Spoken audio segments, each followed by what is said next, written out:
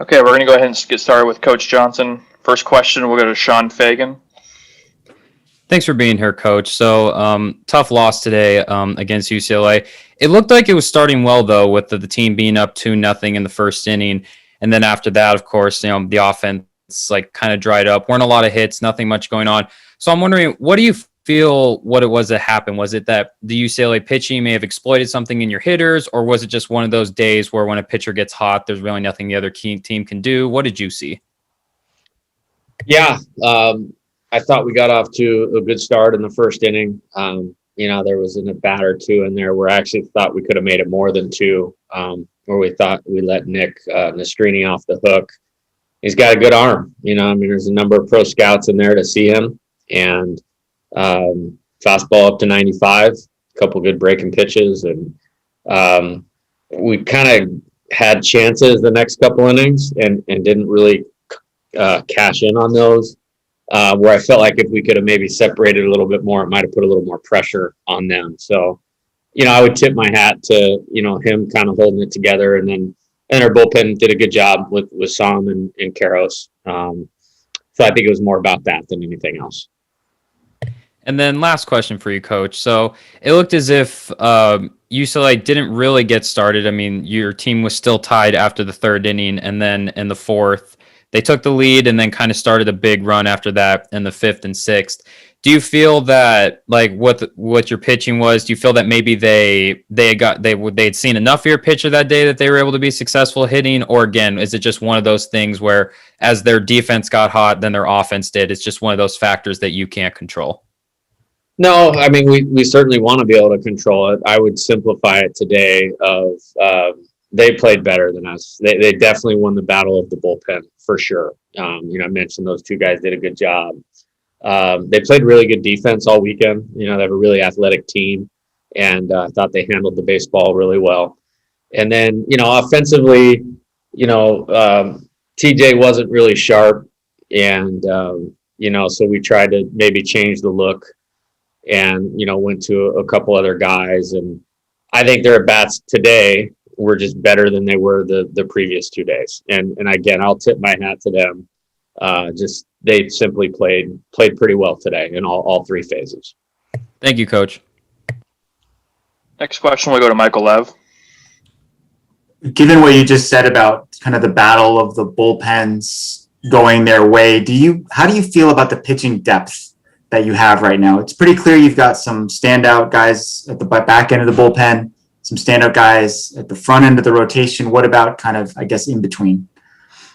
Well, I like the talent. I really do. I think if you're just measuring arm strength and breaking balls, I think those guys have a chance to be successful. Some of them need more time and experience, I guess, to improve.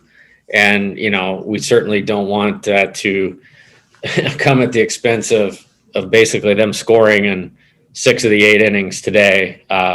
But I feel like we'll get it right. I had a good feeling about how we would pitch this weekend. And I think we pitched extremely well for the first 20 innings of the series. And we did not pitch well for the last 6 innings of the series. I think tomorrow will be great. I think, we're having to anticipate to use a lot of guys in that game. And then I like where we're at. I think, there's a lot of guys that can make really good contributions, especially when we set them up to be successful. I just think, they did a good job today, and they got our starter out of the game by taking some good at-bats. And, we made a mistake, and McLean hit a home run. Then we got ourselves in trouble in the next inning, and I thought the ball was foul that was hit down the line. I was really confused of why they did not ask for help on that play. That's seemingly just something that you do, and they did not do it, and I don't know why they didn't do it. That was a pivotal play because that could have really shrunk down. Instead of chasing 5 runs, we might have been chasing 2, or 3 runs right there. And then from there, like I said, just give their hitters credit. Like I said, McLean hit a home run. Mikey Perez had good at bats today. Schwartz hit a home run. And so they just took advantage of the opportunities we gave them. So I feel fine about where we're going. I really think there's guys in the middle group of pitchers that are going to improve and make us deeper as we go.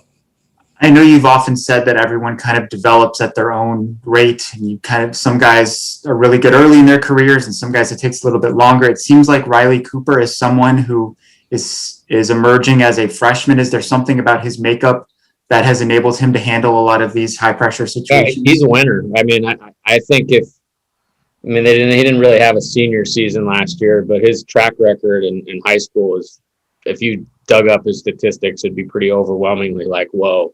And so I think he's been a guy where we've brought him in some intense situations, I guess you would call high leverage, and he's pitched like a veteran. And I know he believes in himself and he has good pitchability. And sometimes that's more important than velocity on your fastball, or things of that nature. And so I'm excited about what Riley's doing, and he's going to continue to get more and more opportunities as we go forward. Sure. I don't want you to get fined or reprimanded by the league, but going back to the 9th inning on Friday, were there a couple pitches where if the call had gone the other way, maybe the inning might have gone the other way? I actually did go back and watch the video. I thought there were 2 pitches that would have flipped the count in terms of in our favor, and might have changed maybe what the hitter does and forces them to open up the zone, which might have chased the next pitch.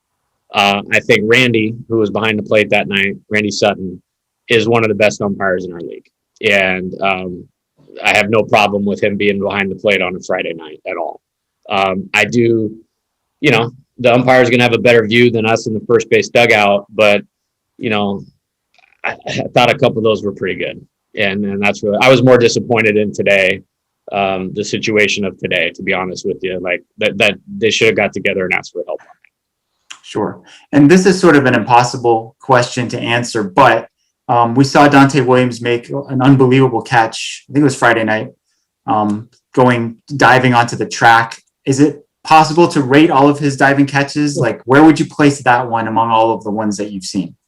I thought it was pretty good. I think, when the ball's hit and he gets a beat on it, like I actually thought he was going to catch it right away because it looked like he had a pretty good beat on it. And that was a very nice play. I mean, an amazing play, and not one that I wasn't really surprised with, to be honest with you, but great effort by him.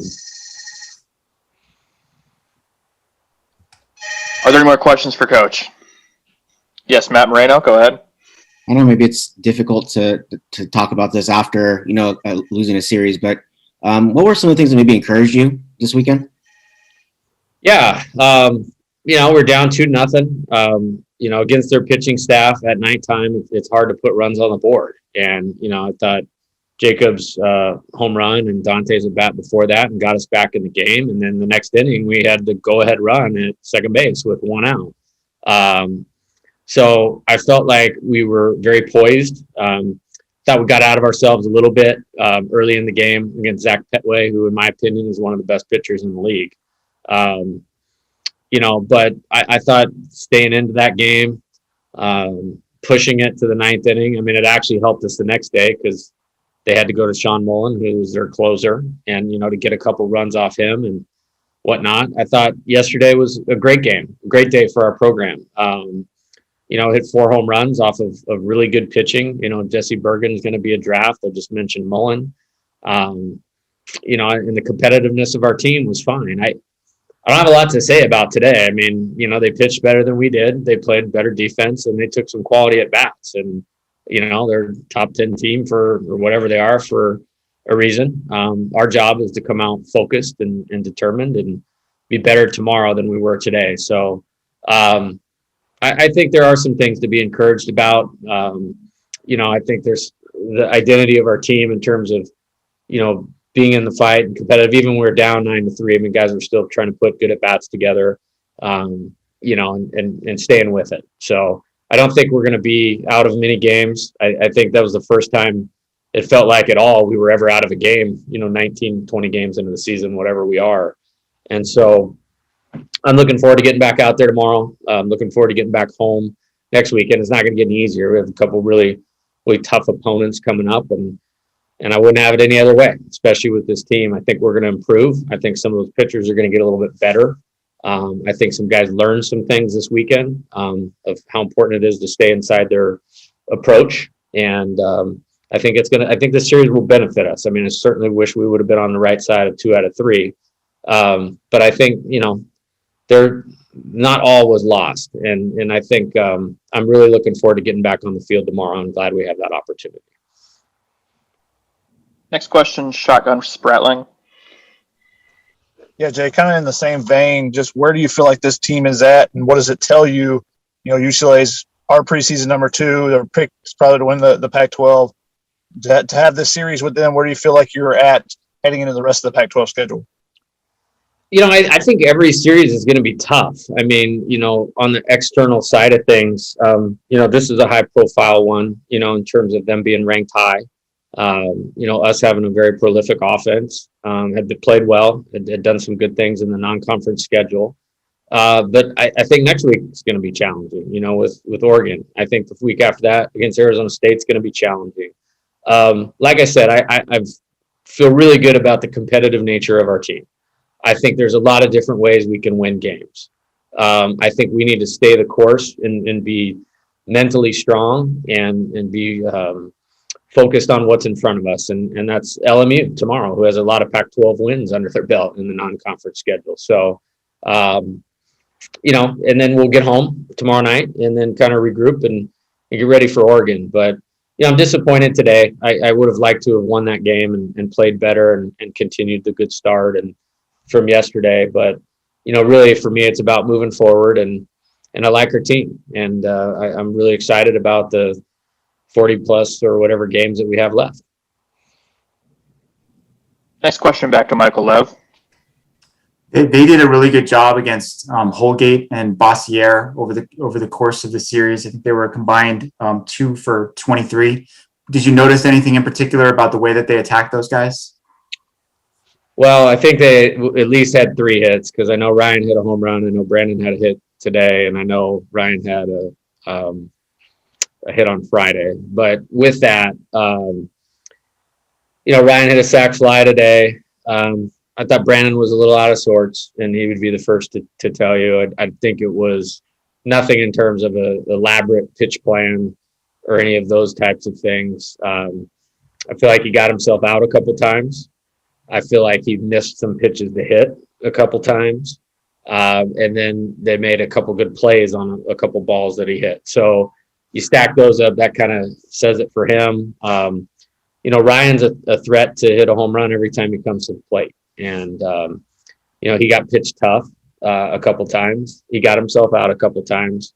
And, I think what's exciting for me is the awareness that those guys are showing. And, I expect them to be better tomorrow and better this weekend. But I don't look at it as a red flag or anything like that. I think they're maturing at a good rate as hitters. They certainly have a target on their back and had a tough weekend this weekend, but we'll get them better and ready to go tomorrow. Sure. How would you assess how Jacob Berry fared in his first Pac-12 series? He had the best offensive numbers of anyone. I think he was 5 for 11. I thought he was great. I mean, you could make an argument that he's the best hitter on our team, and I don't think anybody would challenge that. He's equally good from the left side and the right side, which is exciting. Makes the matchup situation tough. I thought the professionalism of his at-bats has been great. I think that was very evident in the first inning today. He hit balls to all parts of the field, walked a couple times. I certainly like seeing him come up there. And I think he'll continue to be a big part of our success and scoring runs. Sure. And you alluded to using a lot of guys tomorrow against LMU. Do you have an opener in mind?